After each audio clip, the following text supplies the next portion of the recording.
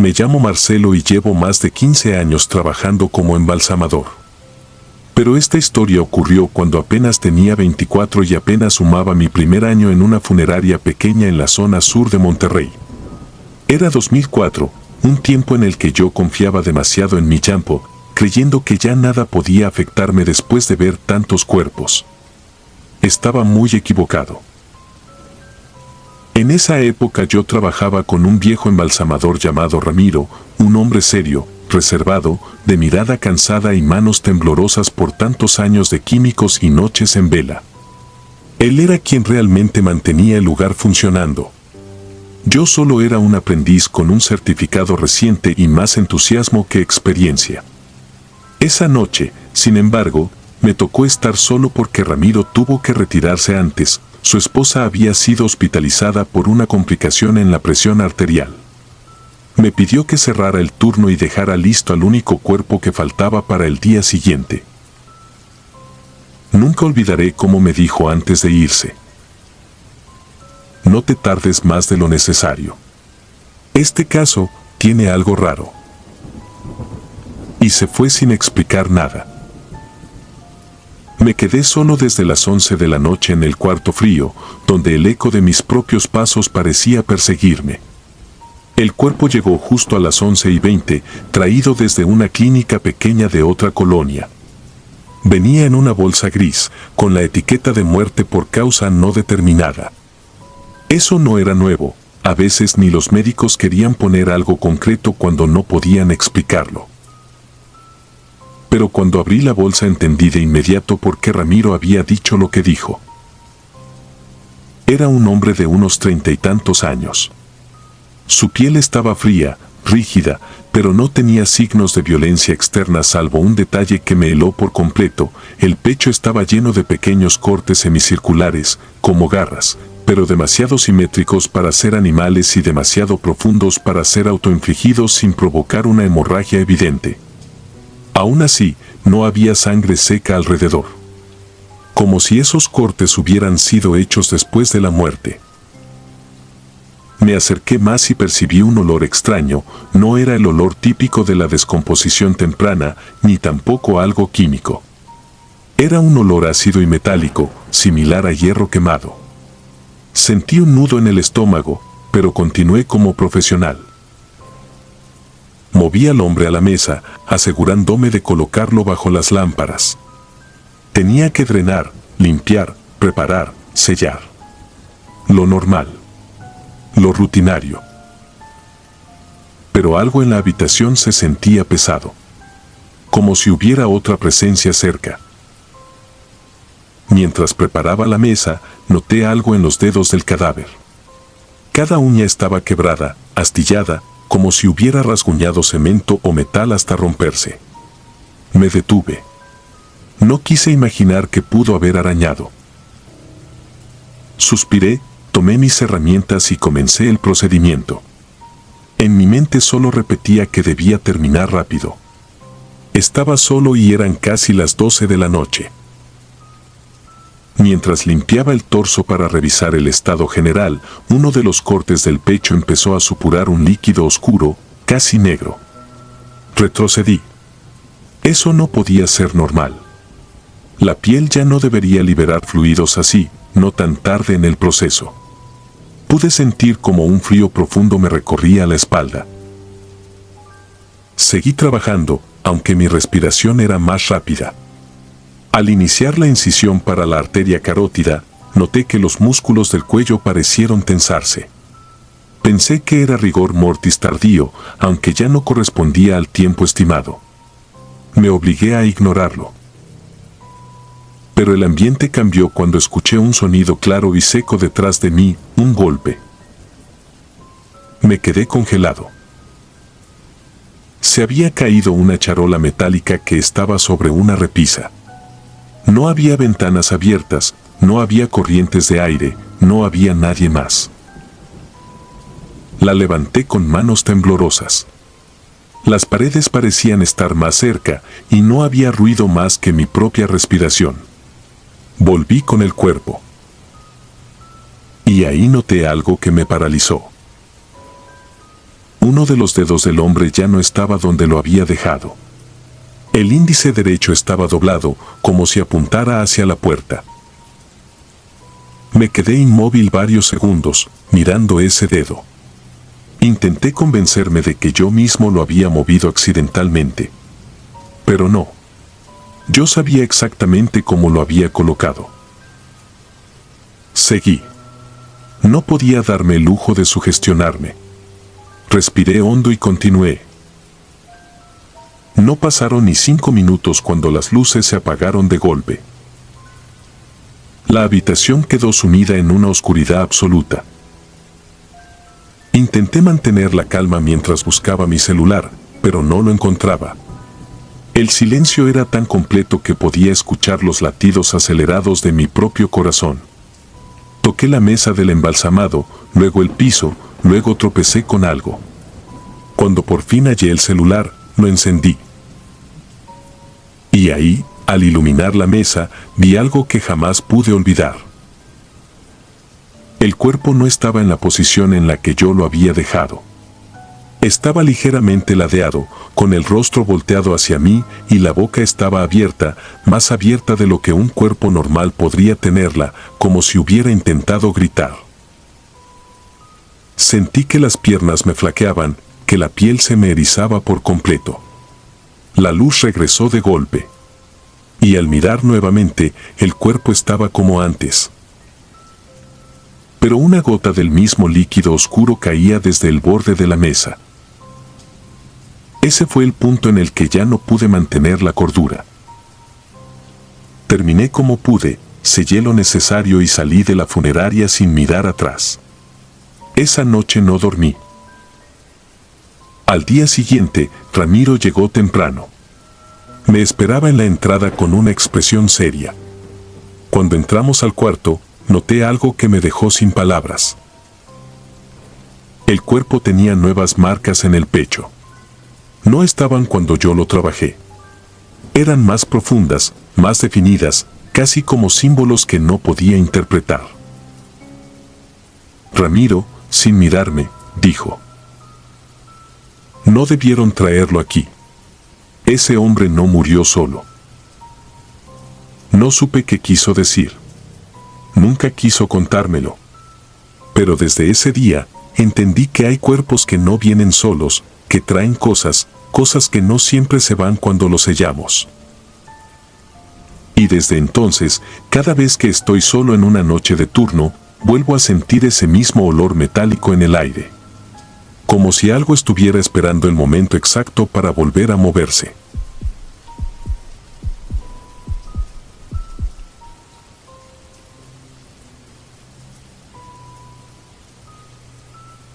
No voy a decir mi nombre ni el pueblo donde ocurrió esto.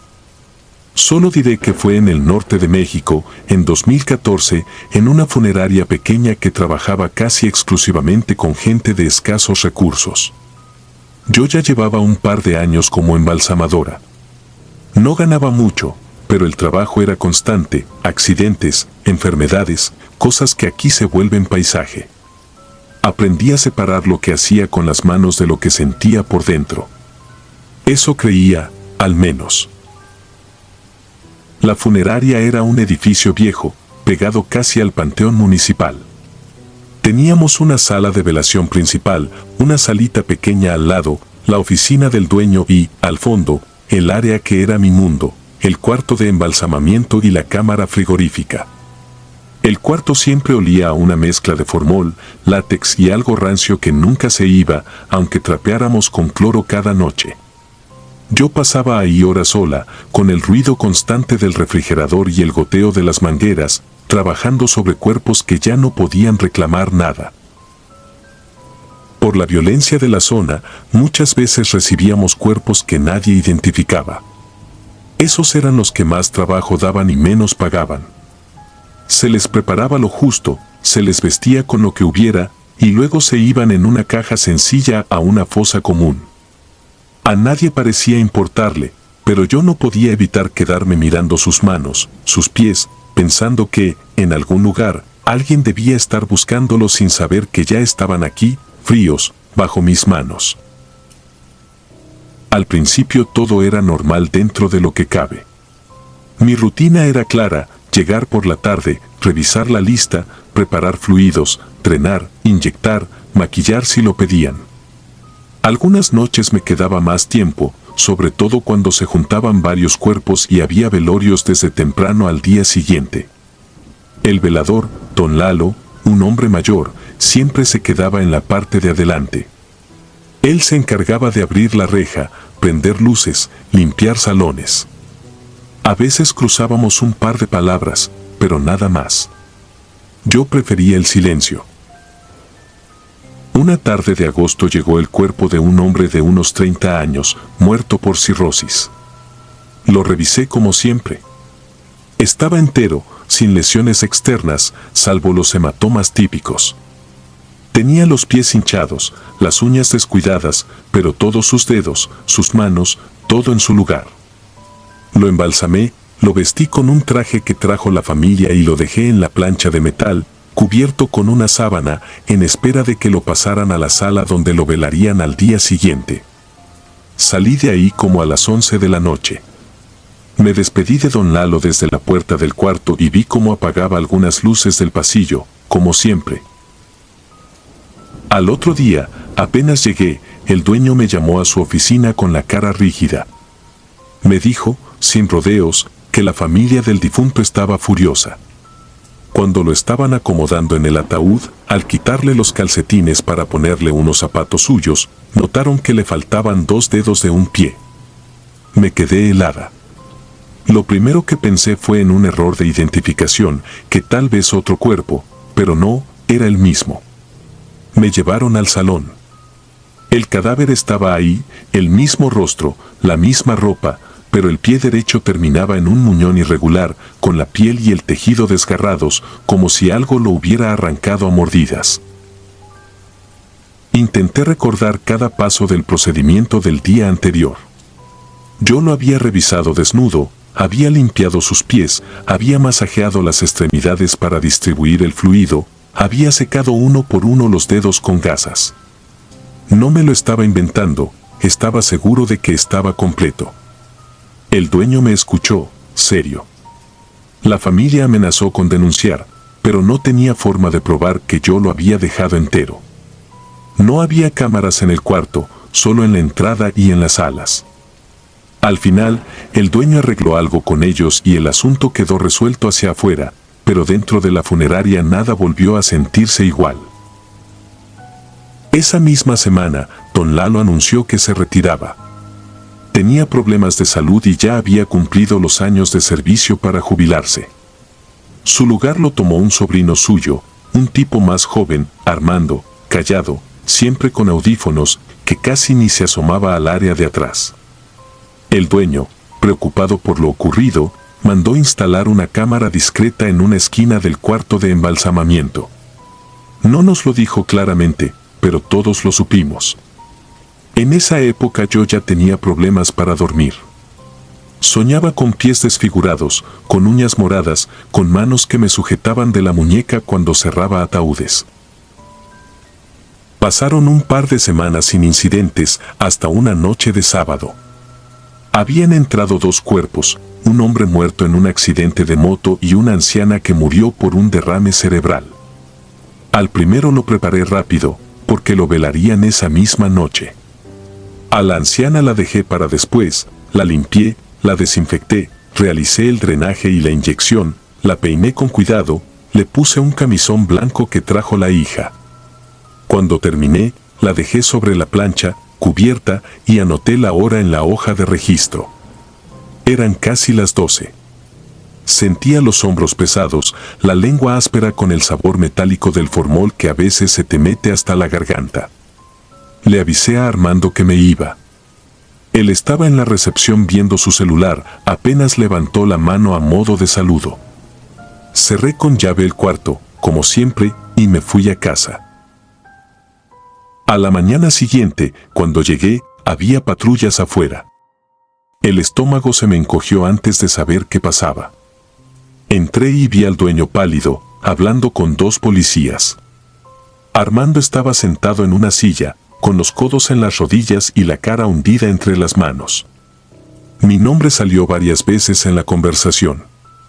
El dueño me buscó con la mirada y me pidió que pasara a la oficina. El aire ahí adentro olía a café frío y miedo. Sin preámbulos, me dijo que algo había ocurrido en la noche, algo que necesitaba ver con mis propios ojos. Encendió la computadora y abrió el archivo de la cámara del cuarto de embalsamamiento. El video mostraba la imagen familiar, la plancha metálica, la anciana cubierta, los frascos alineados, la luz blanca constante del techo. Me vi a mí misma terminando el procedimiento, acomodando las manos de la difunta, cubriéndola con la sábana, apagando una parte de las luces y saliendo por la puerta. La hora en el video coincidía con lo que había anotado en la hoja.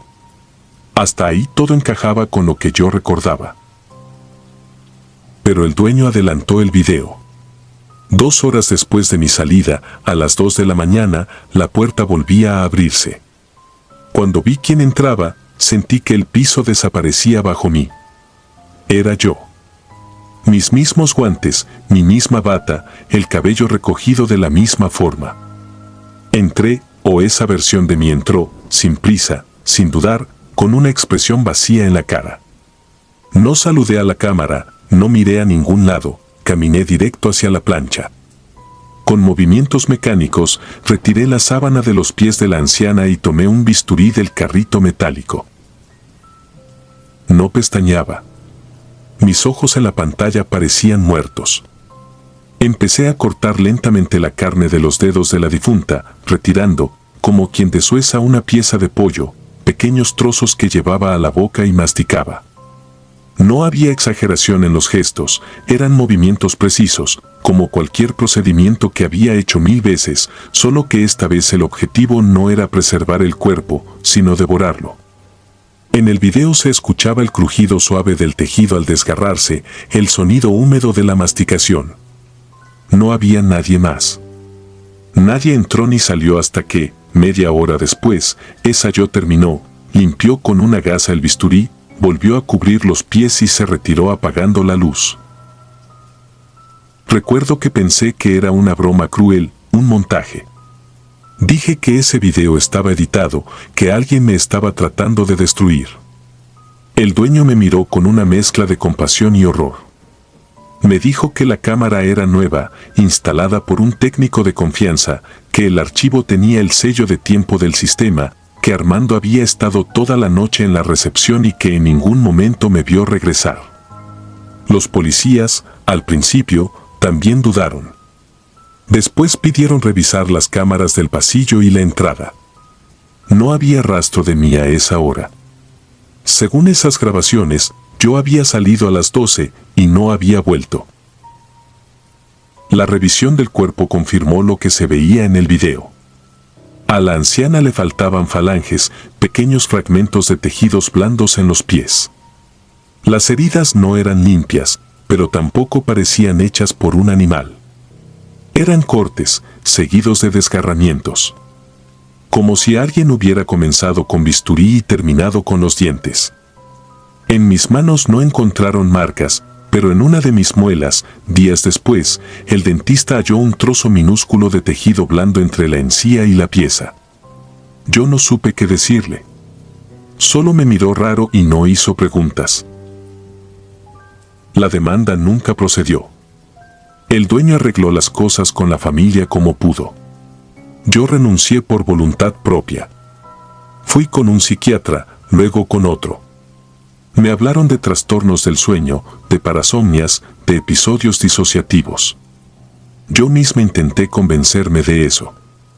Tiene más sentido pensar que algo en tu mente se rompió, a aceptar que el mundo no funciona como crees. Aún así, hay cosas que no encajan, las horas que no aparecen en ninguna cámara, la forma en que la puerta del cuarto no se disparó en los registros del sistema, el sabor persistente a frío y metal que a veces despierta conmigo, aunque ya no pise una funeraria. Escribo esto años después, lejos de aquel pueblo, trabajando en algo completamente distinto. Dicen que enfrentarse a lo que hiciste ayuda. Hay noches en las que logro creer que todo fue un desvarío, un episodio aislado, un cerebro agotado jugando en mi contra. Pero hay otras en las que cierro los ojos y vuelvo a ver la imagen de mí misma, avanzando por ese cuarto blanco, sin expresión, obedeciendo una hambre que no reconozco. Y entonces siento en la lengua ese sabor agrio, denso, a formol y carne fría, y sé que, aunque dejé atrás los bisturíes y las planchas metálicas, algo de ese lugar se quedó conmigo, allá adentro, esperando otra noche de insomnio para volver a abrir la puerta.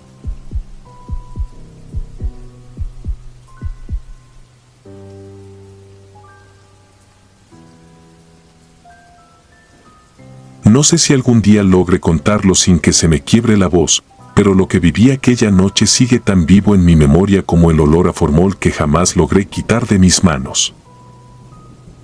Me llamo Héctor Ledesma y en el año 2011 trabajaba como asistente de embalsamador en una funeraria pequeña ubicada a las afueras de Ciudad Mendoza, Veracruz. Llegué ahí porque necesitaba empleo urgente y, siendo sincero, no estaba en posición de ponerle peros a nada. Aún así, nunca imaginé que terminaría tan de lleno en un oficio que exige sangre fría, paciencia y un respeto casi religioso por los muertos. Durante mis primeras semanas solo me encargaba de mover cajas, limpiar drenajes, rellenar tanques de presión y ayudar al encargado, don Ricardo, quien llevaba más de 30 años en ese oficio. Él solía decirme que en la morgue uno nunca está realmente solo. No hablaba de fantasmas ni nada de eso, según él, era una energía que permanece. Yo no creía en esas cosas. Hasta que me tocó comprobarlo. Con el tiempo fui perdiéndole el miedo a los cuerpos. Uno aprende a verlos como trabajo, no como personas. Pero aún así, hay difuntos que llegan cargando algo encima, algo que no proviene de este mundo. Y esa noche lo entendí. Todo comenzó con la llegada de una mujer de unos 40 años, trasladada desde un hospital de Córdoba.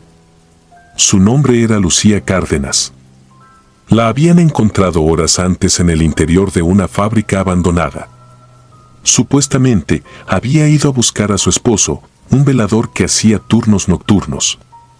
Lo inquietante fue que en el reporte no venía una causa clara de muerte. Solo decía paro cardiorrespiratorio súbito acompañado de múltiples contusiones y hematomas. Cuando abrieron la bolsa, supe que no sería un procedimiento sencillo. Tenía la piel marcada por arañazos irregulares y un golpe extraño en la clavícula, como si algo hubiera intentado sujetarla con fuerza. Lo más perturbador era su rostro. No estaba deformado, pero sí inexplicablemente tenso, como si hubiera muerto mirando algo que la llenó de un terror indescriptible. El clima tampoco ayudaba. Era una tarde de lluvia intensa, el tipo de lluvia que paraliza la ciudad y vuelve peligrosa cualquier maniobra de traslado.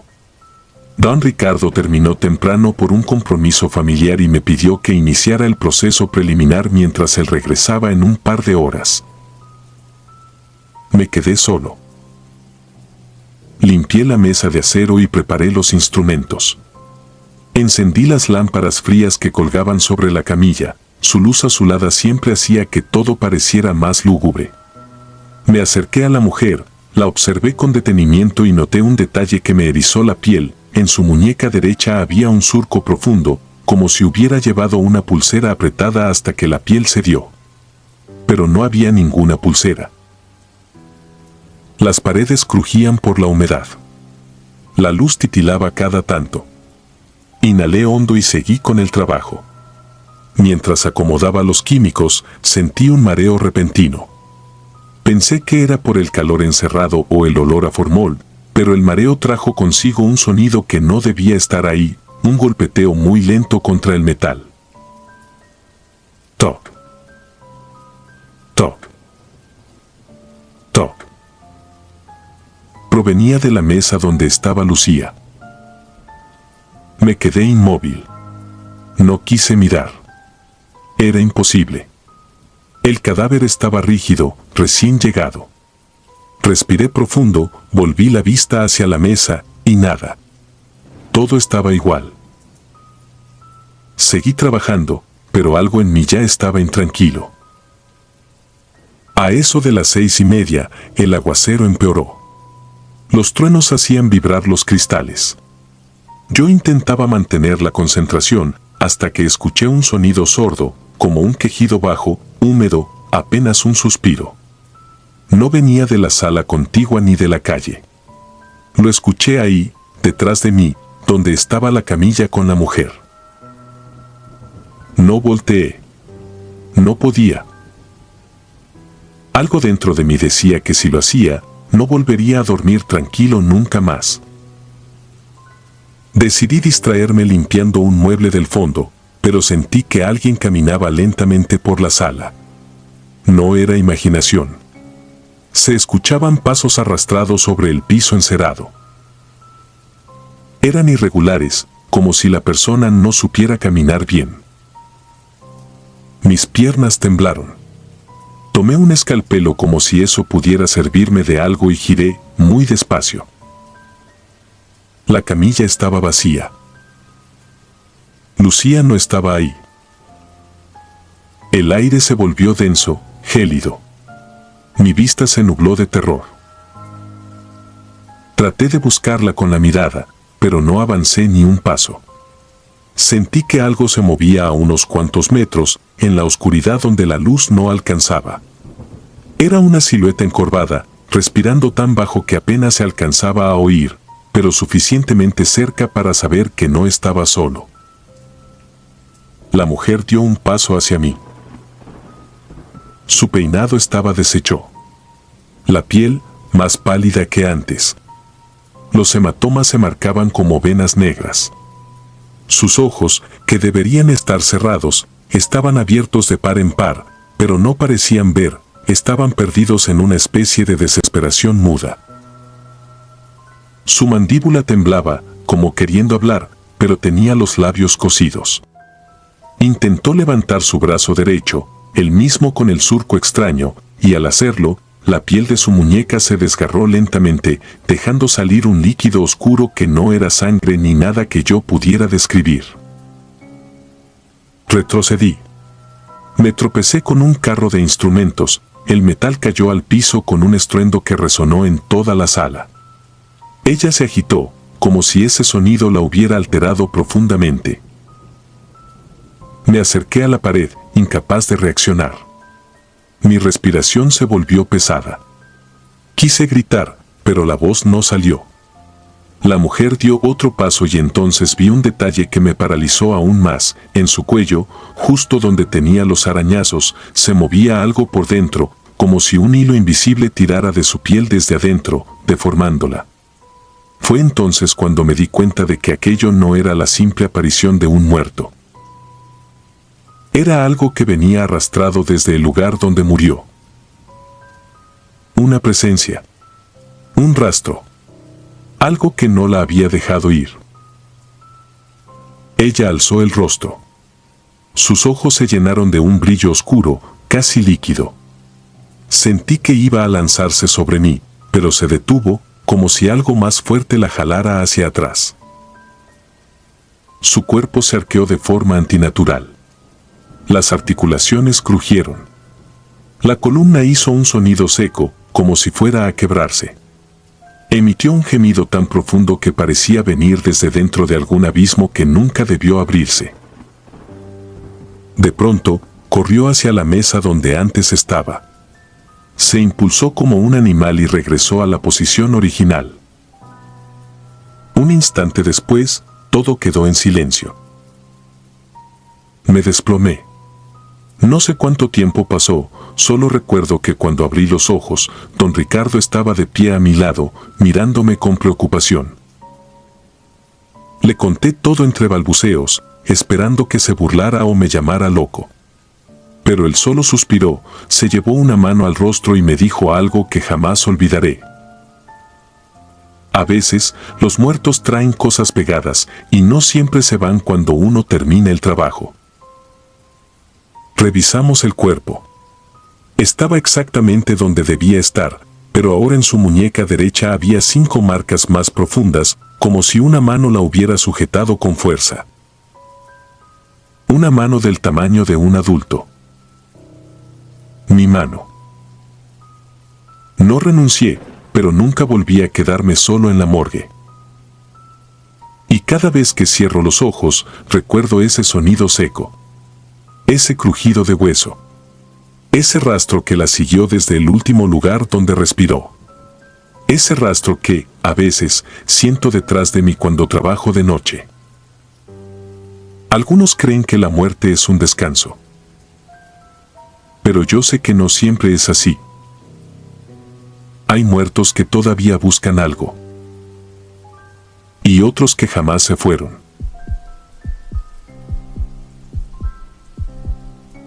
Suscribirte y darle like ayuda mucho a este canal. Si ya has escuchado mi contenido antes, te ha gustado y estás disfrutando lo que escuchas en este sector, te agradeceré que presiones el botón de suscribirse. Sin más interrupciones, continuamos.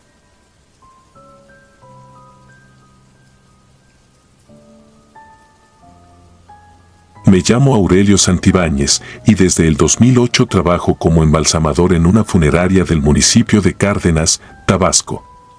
Entré a este oficio convencido de que podía darle un último momento de dignidad a quienes ya no podían defenderse ni hablar por sí mismos. Nunca pensé que la muerte pudiera reclamar algo que yo no entendía. Nunca imaginé que, después de tantos años entre mesas de acero, formol y silencios abrumadores, iba a vivir algo que todavía hoy me persigue cuando apago las luces de la sala de preparación. Esto ocurrió en 2011, cuando yo tenía apenas 3 años de experiencia. Había visto cuerpos en todos los estados imaginables, atropellados, acuchillados, quemados, hinchados por el calor, resecos por el sol. Nada me asustaba ya. Al menos eso creía. Aquel día entró un caso que provenía de una carretera secundaria. Me avisaron que debía preparar a Herminio Sierra, un hombre de 58 años que trabajaba como cuidador de un vivero. Según el reporte, había salido tarde del trabajo y decidió caminar por un tramo despoblado para cortar camino. Lo encontraron a un costado de la carretera, con heridas que en un principio parecían producto de un atropellamiento. Sin embargo, la policía mencionó que los golpes no coincidían del todo con un vehículo. Había moretones extraños, marcas en forma de dedos en las extremidades y una fractura en el esternón que parecía más bien causada por una presión enorme, no por un impacto. Pero yo no me meto en esas cosas. A mi mesa llegan los muertos y punto. Mi trabajo es recomponerlos. Cuando lo vi por primera vez noté algo que me inquietó. No tenía la expresión tensa o deformada que suelen dejar los accidentes. Su rostro estaba relajado, casi sereno, pero sus ojos estaban demasiado abiertos. No como los de un cuerpo que murió súbitamente, sino como si hubiera estado viendo algo que no pudo comprender. Tenían un brillo muy leve, como si aún conservaran un último destello de conciencia atrapado en ese cristal opaco.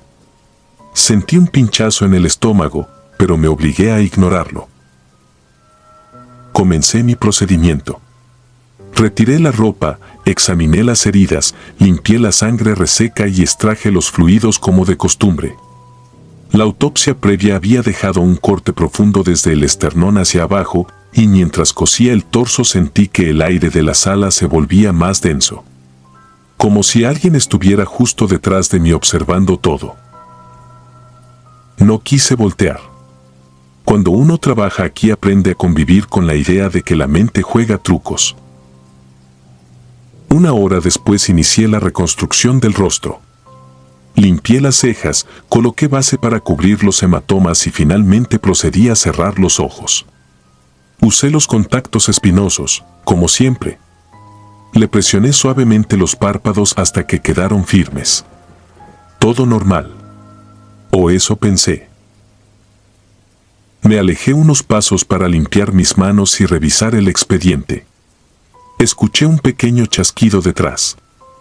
Cuando levanté la mirada, Herminio tenía los ojos abiertos de nuevo.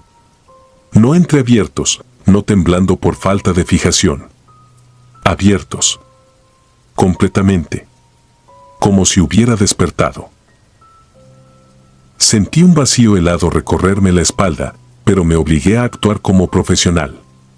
Revisé los contactos. Estaban bien colocados. No había razón para que se abrieran. Los retiré, le puse otros nuevos, más resistentes. Cerré los párpados una vez más. No habían pasado ni 2 minutos cuando, al pasar frente a la mesa, los encontré abiertos otra vez. Una sensación de náusea me apretó la garganta. Nadie más estaba en la sala.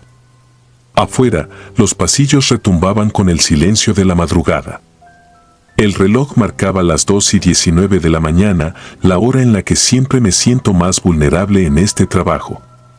Quise convencerme de que era un reflejo post-mortem, pero después de tantos años sabía que eso no era posible. No con un cuerpo sin órganos, sin presión interna, sin actividad muscular. Entonces noté algo que no debí notar. Sus pupilas estaban ligeramente hacia arriba, como si miraran un punto invisible sobre mí. No miraban al frente, ni al techo. Miraban por encima de mi cabeza. Sentí que la piel se me erizaba como si un frío vivo me estuviera respirando detrás. No me moví. No respiré. No parpadeé. Solo esperé. Y ahí, en ese silencio que parecía al borde de romperse, juraría que escuché una exhalación suave, casi imperceptible. Una especie de quejido mínimo, como un susurro escapando de un agujero cerrado. Retrocedí. Tropecé con el carrito de instrumentos. Algo dentro de mí quería salir corriendo, pero las piernas no respondían. Por un instante pensé que estaba frente a un fenómeno que debía reportar, ¿pero a quién? ¿Quién me iba a creer? La tercera vez decidí sellarle los ojos con pegamento especializado. Coloqué una línea fina en los párpados, los junté con cuidado y esperé a que secara. Revisé su rostro. Quedó perfecto, inmóvil. Sin posibilidad humana de abrirse. Me sentí un poco más tranquilo, pero no lo suficiente para darle la espalda. Aún así, tuve que hacerlo para preparar los documentos de liberación del cuerpo. Tardé unos minutos. Y cuando volví a verlo, casi solté un grito. El pegamento había cedido. No porque estuviera viejo o mal colocado. No. Se notaba perfectamente cómo los bordes del párpado estaban forzados hacia arriba, como si algo desde dentro hubiera empujado para volver a ver. La piel estaba ligeramente tensa, como estirada desde adentro. Eso fue lo que más me paralizó. No era un simple abrir de ojos. Era un esfuerzo. Un intento. Una intención. Las pupilas ya no miraban hacia arriba, sino directamente hacia mí. No había brillo, no había vida, solo un vacío que parecía absorberme, como si Herminio necesitara que yo entendiera algo que él no pudo decir antes de morir.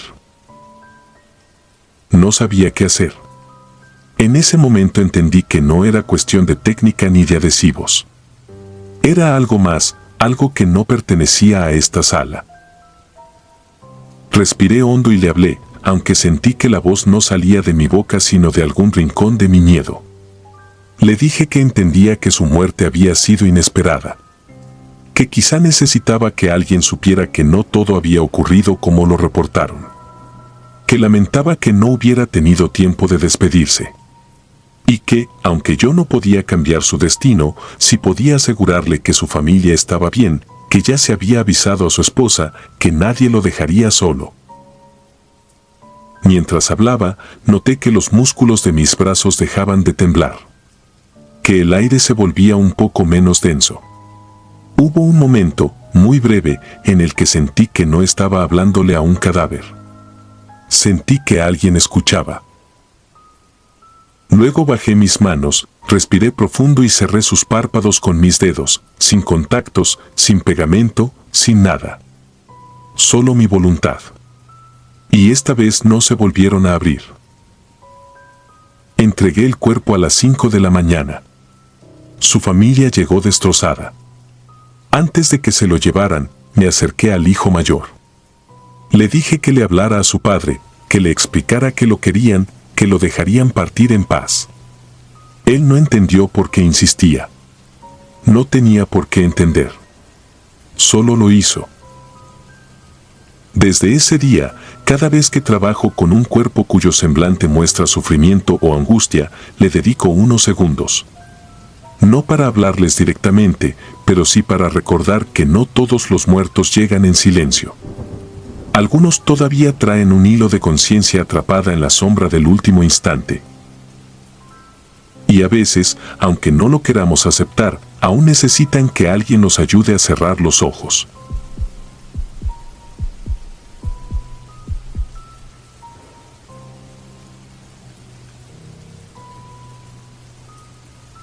Nunca he sido de los que creen en fantasmas ni en maldiciones. Mi miedo siempre ha sido más simple y más humano, lo que la gente es capaz de hacer cuando nadie la mira. Y eso lo aprendí hace ya muchos años, en un sótano donde pasé algunas de las peores noches de mi vida, trabajando como embalsamador en una ciudad que preferiría no mencionar. Me llamo Javier.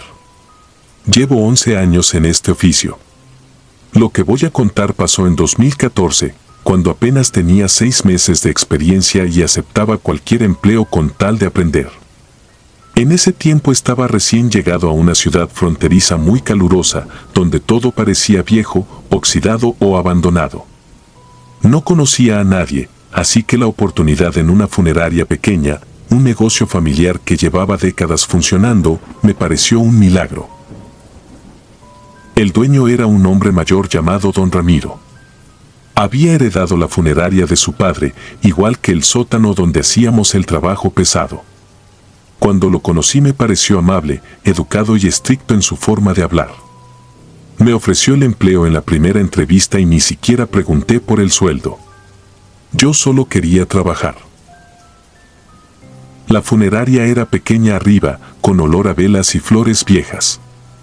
Pero el sótano, ese lugar era otro mundo, enorme, húmedo, con paredes de concreto manchado y un eco que hacía que cualquier ruido pareciera venir de todas partes. Las cámaras frigoríficas estaban al fondo, detrás de una gruesa puerta metálica que siempre rechinaba como si protestara. Al principio todo fue normal. Me llevaban cuerpos todos los días.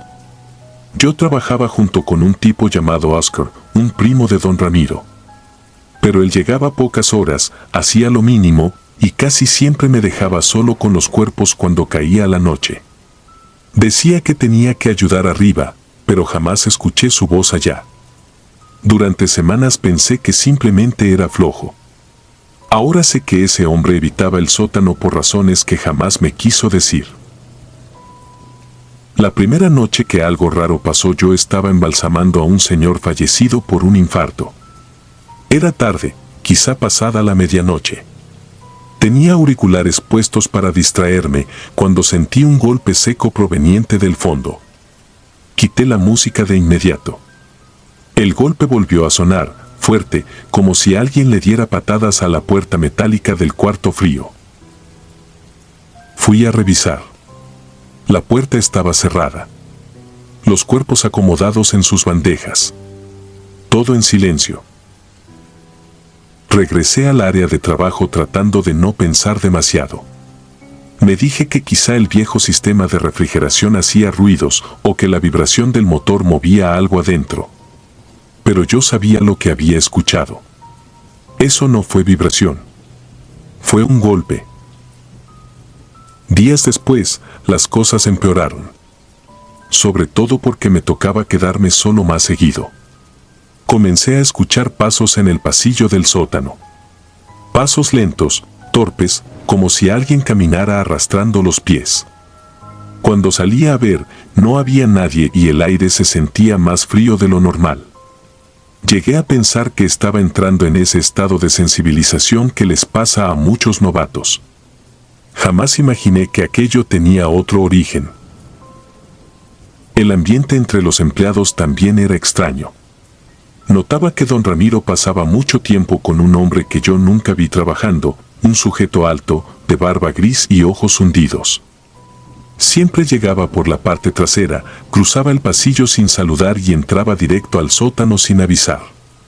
Luego se encerraba en la habitación donde don Ramiro guardaba algunos utensilios viejos y cajas que yo tenía prohibido mover.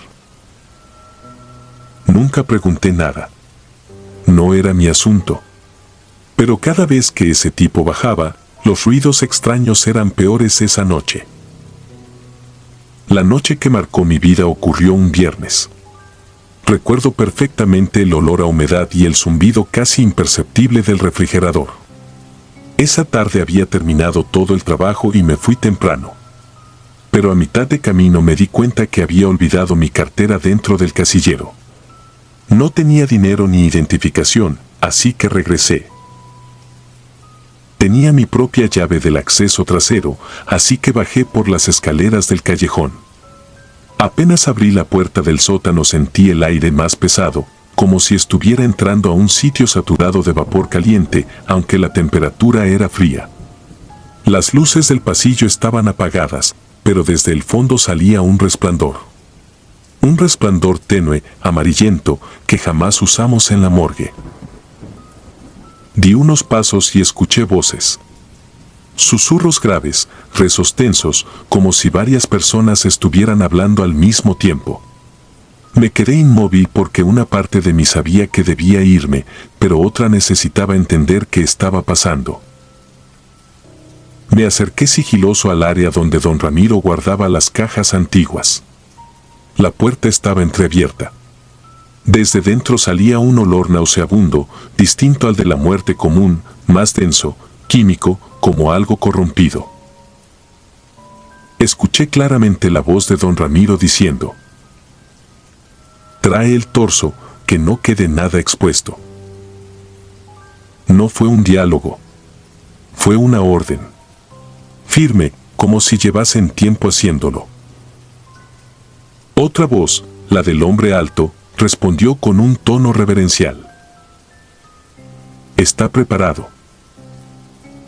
Yo miré por la rendija. Lo que vi me paralizó. Sobre una mesa metálica no había un cuerpo completo, sino partes, brazos, piernas, fragmentos de piel cuidadosamente cortados. Y alrededor, 4 hombres, todos conocidos del negocio, incluyendo a Oscar, rezando en un idioma que jamás había escuchado. No era español, ni latín, ni nada que pudiera reconocer. Don Ramiro sostenía un frasco lleno de un líquido oscuro que caía en gotas sobre las partes del cuerpo como si estuviera ungiéndolas. Todos estaban en trance, murmurando cosas que parecían salidas de una pesadilla. No estaban embalsamando. No estaban trabajando. Estaban haciendo algo más antiguo, más enfermizo, más cercano a un culto que a una funeraria. Y entonces, algo se movió. Una de las manos, que debía estar rígida por horas, flexionó los dedos como si intentara alcanzar algo. No fue un espasmo. He visto espasmos. Fue un movimiento lento, consciente, como el de alguien que despierta desorientado. Uno de los hombres dijo: «Está respondiendo, ya empieza». No esperé más. Retrocedí sin respirar, salí del sótano y corrí hasta el exterior. No recuerdo haber llegado al departamento. Solo recuerdo cerrar la puerta, bloquear con muebles y no dormir ni un minuto esa noche. Al día siguiente envié un mensaje a don Ramiro inventando una excusa para renunciar. No volví jamás. Años después supe que la funeraria había sido clausurada por tráfico de órganos. Pero jamás mencionaron nada sobre rituales, ni sobre aquella mano moviéndose en la oscuridad. Nadie habló del hombre alto. Nadie habló del sótano. Yo sí. Porque sé lo que vi. Porque cada noche, antes de dormir, siento que algo sigue moviéndose allá abajo. Algo que no debería haber despertado. Si disfrutas de los relatos, te invitamos a apoyarnos con un like y un comentario, ya que eso nos ayuda muchísimo. Además, si aún no estás suscrito o suscrita, te animamos a formar parte de la comunidad del terror. Muchas gracias por escucharnos y por tu apoyo.